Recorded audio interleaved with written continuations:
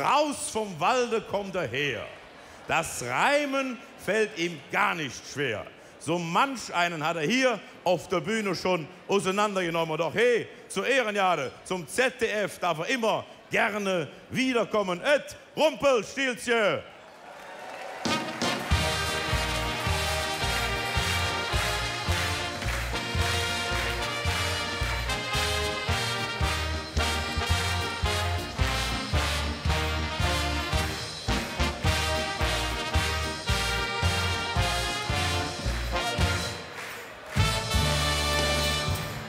Super Stimmung über euch, wunderbar. Dem Schneewittchen sein Stiefmutter. Dem Schneewittchen sein Stiefmutter frug wieder mal im Märchenland: Spieglein, Spieglein an der Wand, wer ist die Schönste im ganzen Land? Da sprach das Spieglein wieder, ich gebe ehrlich zu, die Schönste im Märchenwald bist du. Aber gleich, da wirst du wieder sauer sein. Denn fahr mal heut Abend in der Sartorie rein, da sitzen neben ihren Männern, wenn ich nicht kurzsichtig werde, die 700 schönsten Mädchen der Erde.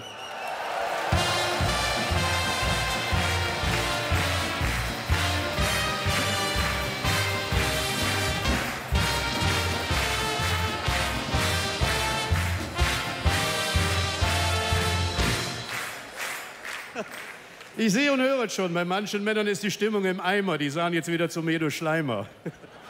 Aber Freunde, ich will jetzt gar nicht länger hier rumeiern, sondern mit euch mein Jubiläum feiern. 30 Jahre Rumpelstilzchen. Und 30 Jahre...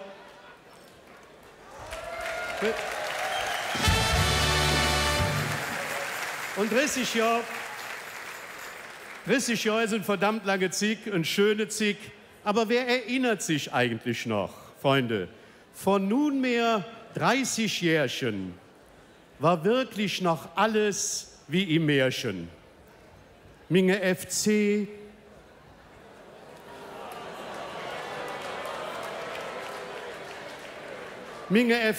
komm im DFB-Pokal noch Hus. Der Dom sagt noch nicht, mich schmäht die U-Bahn bestuss. Für eine Liter Diesel kommst du noch mit 6 Groschen aus. Der CD-Ankauf tat noch nicht so florieren. Ich konnte noch angstfrei mein Schwarzgeld in der Schweiz deponieren. Ein Handy kannten weder der Pap noch der Mam. Das erste von Motorola damals wog 800 Gramm. Deshalb war SMS auch so noch nicht bekannt und wurde noch ganz normal Sadomaso-Service genannt. Deutschland wurde damals noch von einem Mann regiert. Vielleicht waren die Schulden deshalb auch noch nicht so explodiert.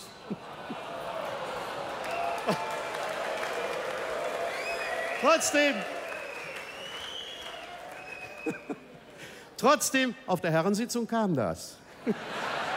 Trotzdem kam der Franz Josef Strauß mit einem Milliardenkredit für die DDR daher. Und 7 Jahre später hatte man 5 Bundesländer mehr. Jetzt hat die Merkels ja was in der Birn und hat immer noch am Schirm und sagt als gute Landesmutter, ich geb den Spaniern reichlich Futter, die kriegen eine schöne Kredit an der Hand und dann treffen wir uns 2020 am Ballermann in unserem 17. Bundesland. Ach, wie gut, dass niemand weiß, dass sie Rumpelstilzchen heißt.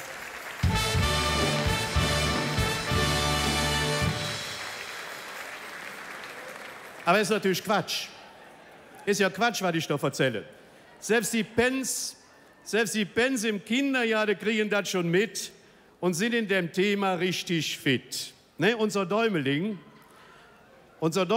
bastelte einen Adventskalender mit Motiven typisch für europäische Länder. Aus dem ersten Türchen guckt ein Grieche raus, aus dem frisch getünchten weißen Haus. Wenn du deinen Blick auf das zweite Türchen lenkst, da saß eine stolze Spanier auf einem andalusischen Hengst. Im dritten Türchen entdeckte man dann eine zahnlose, gebeuchte alte Mann. Sprach, was hast du denn da gemalt? Sagt, das ist der deutsche Steuerzahler, der das griechische Hus und das spanische Pät bezahlt.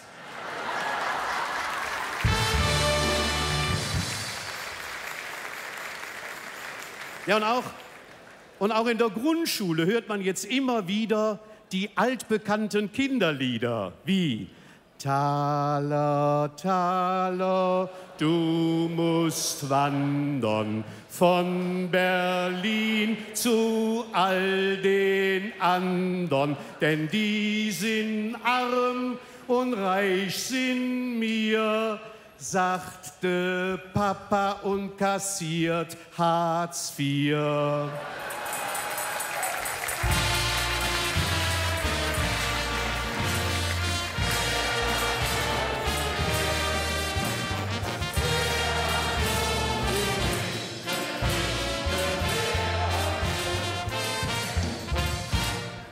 Liebe Politiker in Madrid und Athen, ich versuche es mal gerade zu verstehen.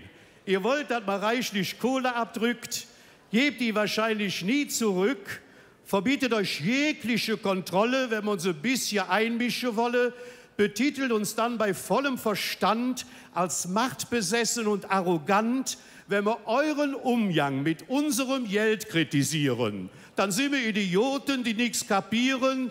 Jetzt habe ich es verstanden, ich gebe gerne und willig, das kenne ich von daheim, von meiner Familie.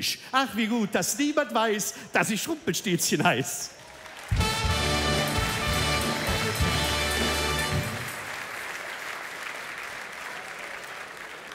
Übrigens, jemand, der das auch alles weiß, ist unsere berühmte Familie Geis. Carmen und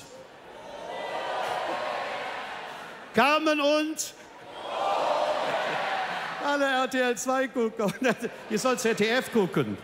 Nochmal, Carmen und wunderbar. Et Carmen ist daheim am Grieche. Die ärme Spanier, Portugiesen und Griechen. Ja, sagt doch Robert, wir können die ja was unterstützen.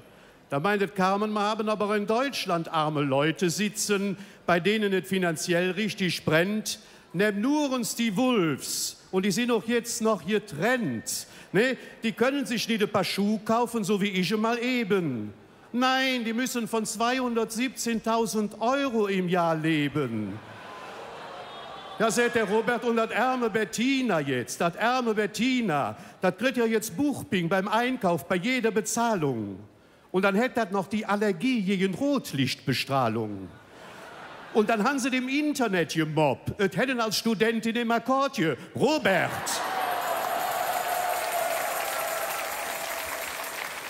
Nein!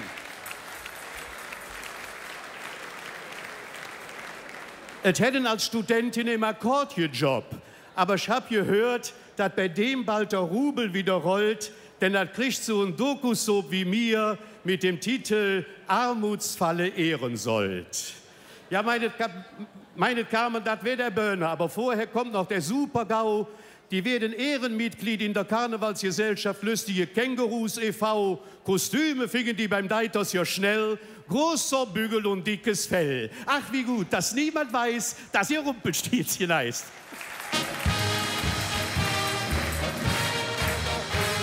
Wir losen nicht und fast leer. Ob Mensch oder Herr.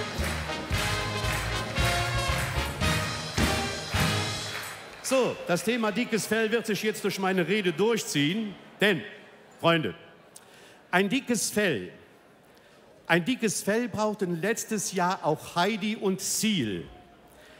Erst hieß es ja, es wäre eine Trennung mit Stil, man blieb sich weiterhin gewogen, die Kinder würden gemeinsam erzogen, doch dann flogen beim Ziel sprichwörtlich die Tassen und es hieß, die Trennung hätte bei ihm tiefe Narben hinterlassen. Ja, denn was er vorher noch lustig fand, dass Heidi ihre Brüste Hans und Franz genannt, da meinten hinterher alle, das ist aber schlecht, wer kriegt denn für die zwei jetzt das Sorgerecht? Und als das Ziel dann noch erfuhr, dass der Bodyguard aus Südafrika, sein Nachfolger an der Seite von Heidi war, Da fing er richtig an zu rasen und tobte. Haben wir nicht schon Krach genug? Muss die jetzt auch noch Vuvuzela blasen? Ach, wie gut, dass niemand weiß, dass ich Rumpelstilzchen heiß.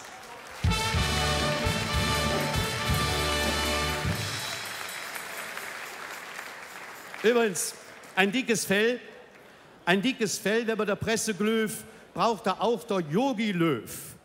Bei der EM in der Ukraine und Polen konnte er leider keinen Titel holen, hat so eine schöne Taktik ausgeheckt und dann hat der Groß den Pirlo nicht gedeckt.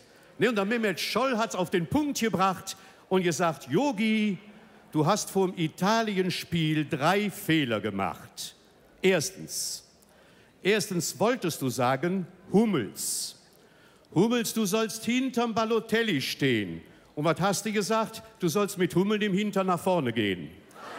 Zweitens heißt es, Özil, du sollst die Vorherrschaft im Mittelfeld erzwingen und nicht, du sollst große Augen machen, wenn wir die Hymne singen. Und drittens heißt es, Mario, du sollst durch den Strafraum fliegen und dein Glück mit Händen fassen und nicht dich wund liegen und anschließend wenden lassen. Und noch einen Spruch nach dem Schwedenspiel. Nach dem 4:4 gegen Schweden fand ich noch einen Spruch genial. Die deutsche Abwehr war standfest wie ein Ikea-Regal. Oder man kann auch sagen, abgeklärt, souverän und auf Kontrolle bedacht, wie Raphael van der Vaart in einer Silvesternacht. Ach, wie gut, dass niemand weiß, dass ich Rumpelstilzchen heiß.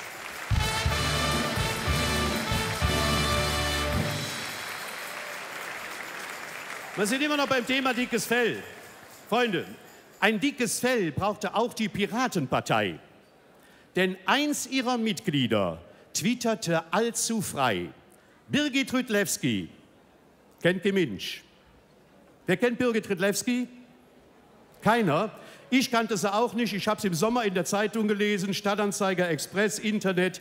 Was ich jetzt sage, ist Tatsache. Birgit Rydlewski aus Nordrhein-Westfalen konnte im Internet des Schnüssnitale und erklärte, wir Piraten sind so transparent, ich erzähle euch jetzt von meinem aufregenden One-Night-Stand. Dann tat die Piratin des Segel hissen, man erfuhr noch, dass ein Kondom gerissen, dass sie 3 Tage gezittert hätte, wolle sie nicht verhehlen und deshalb sei das zur Nachahmung nicht zu empfehlen. Ja, da freut man sich doch als Wähler über diese frische Brise. Endlich mal nichts über die Euro-Krise, endlich mal eine Politikerin, die die Kurve kriegt und mit beiden Beinen im Leben liegt. Ja.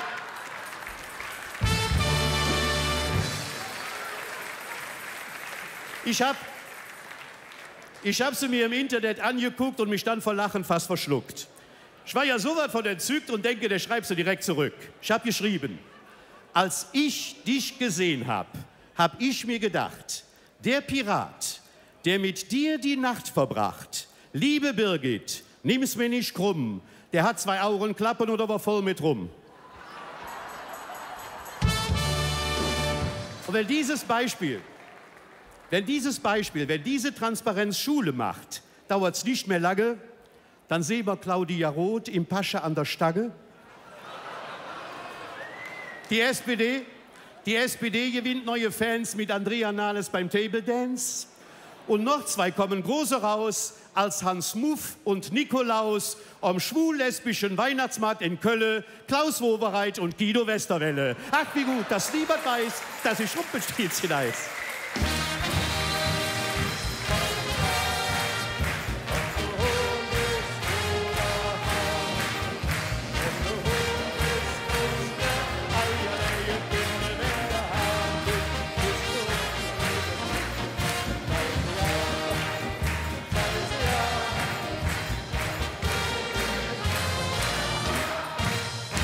Ihr seid wunderbar und ich danke mir bei Helmut Blödgen für die tolle Unterstützung. Super, Helmut, super Publikum.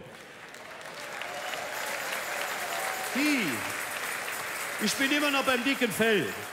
Ich bin immer noch beim Thema dickes Fell. Ein dickes Fell konnte auch die englische Queen gebrauchen. Denn die Feiern in London taten ganz schön schlauchen. Thronjubiläum, Olympische Spiele, Paparazzi, die mit Kameras auf nackte Königskinder zielen. Und dann titelte der berüchtigte englische Boulevard, der vom Dressurfinale in den königlichen Stallboxen war: Camilla hat jedes Interview abgewiegelt, sie sei noch nicht gebürstet und gestriegelt. Und von Prinz Harry wurde berichtet, die Damen in Fettweiß hätten ihn als Nummernboy verpflichtet. Ne? Wenn der in das Zelt kommt, springt alles in die Höhe. Der kann ja Billard spielen ohne Kö. Ja, und er hat so eine enge telepathische Großvaterbindung. Wenn der in Los Angeles unten ohne rumläuft, kriegt der Opa Philipp in London eine Blasenentzündung. Und gestern rief in London ein weiblicher Fan: Harry, zeig mir doch mal den Big Ben. Da war zufällig Lukas Podolski zur Stelle, der rief anschließend: Fahr da mit mir dann nach Köln, dann könnt ihr auf den Dom raufsteigen, dann kannst du ihm auch noch den dicke Peter zeigen. Ach, wie gut, dass niemand weiß, dass ich Rumpelstilzchen heiß.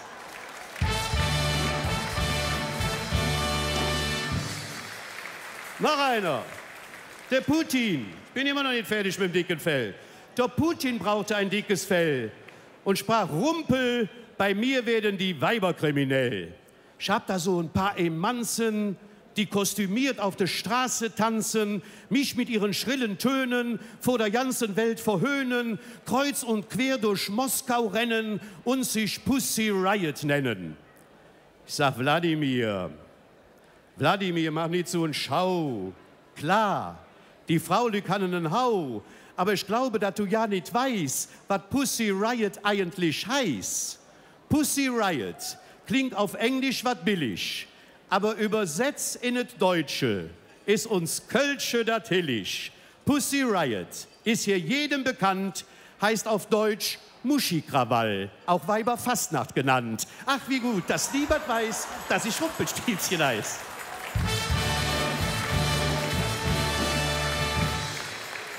So, und jetzt gehen wir zum Schluss. Jetzt gehen wir zum Schluss in den Märchenwald, denn meine Schwestern im Märchenwald, sind am Demonstrieren und fangen jetzt an, die Märchen zu analysieren und sagen: Wir Frauen werden unterdrückt, zu den Männern wird immer aufgeblickt, die besitzen Pferde, Gold, ein Königreich, besiegen stets zum Schluss das Böse und werden dargestellt als die Erlöser. Und wir Frauen, wir sind immer die Deppen. Wir müssen Fresskörbe durch die Wälder schleppen, Frösche küssen am Brunnen im Jade, 100 Jahre schlafen, ob eine Prinz zu wade, Kissen schütteln, auf kleine Brüder aufpassen, uns in hohen Türmen einsperren lassen. Und da können wir auch sagen, warum? Weil das Männer geschrieben haben, die Gebrüder Grimm. Das kann so nicht länger bleiben. Wir beantragen, die Märchen neu zu schreiben. Dann ist auch ja nicht weiter schlimm. Dann heißt das die Märchen der Schwestern Grimm. Ich sag: Mädels, korrekt. Mädels, korrekt. Die Männer im Märchen gehören entmachtet. Das ist das, worauf die Welt gewartet. Ihr kommt literarisch groß raus. Die Märchen sehen dann ganz anders aus. Beispielsweise Rotkäppchen. Die Tour mit der Oma. Die wird den böse Wolf vermasselt. Das Rotkäppchen hätte den unterwegs totgequasselt. Und das Hexenhäuschen bestünde komplett aus Salat, weil das Gretel ein Abo bei den Weight Watchers hat. Und das Schneewittchen ließ sich niemals von Zwergen betören. Das hieß Schneewittchen und die 7 Friseure. Und auch Rapunzel wär am Stöhnen. Nix Haare runter, erst waschen und föhnen. Und dann von wegen Tischlein deck dich. Das hieß Tupperparty und Thermomix elektrisch. Und das Aschenputtel, nur ein Paar Schuh im Leven nicht. Das gäbe kein 5 Minuten Ruhe. Dann rief das der gestiefelte Kater an und sagt: Schickt mir's der Zalando-Mann. Nur 3 Sprüche blieben, weil sie nach eurem Geschmack. Spieglein an der Wand, Goldesel streck dich und ab und zu mal Knüppel aus dem Sack. Ach, wie gut, dass niemand weiß, dass ich Rumpelstilzchen heiß.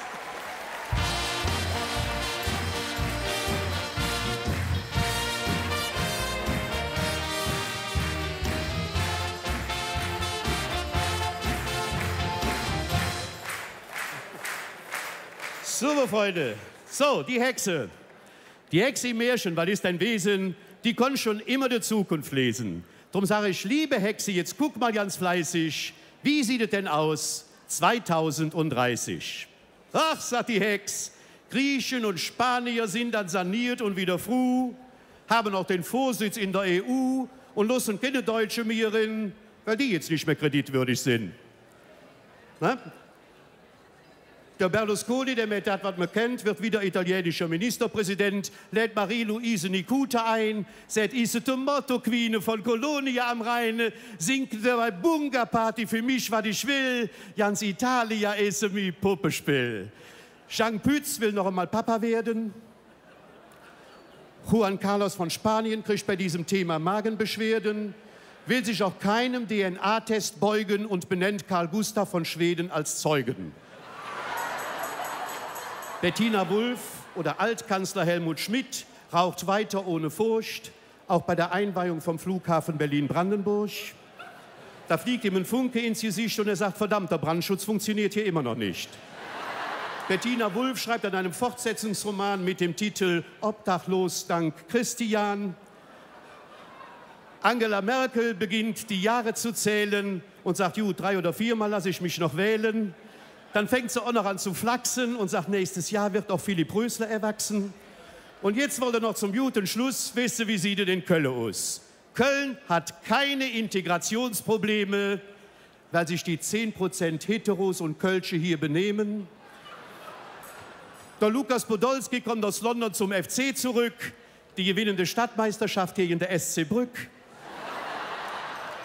Und der Kölsche Fastelovend hat wieder Kölsche Typen in Köln geboren und in Köln zu Hause, wie Michael Wendler und Micky Krause, die über Kölsche Bühnen springen und im Duett Ich bin eine Kölsche Jung singe. In diesem Sinne mache ich jetzt Schluss. Noch eine herrliche Sitzung, kommt nachher Jodnerhus. Ihr wart ein fantastisches Publikum und ich freue mich, wenn ich irgendwann wiederkomme. Tschüss und Allah.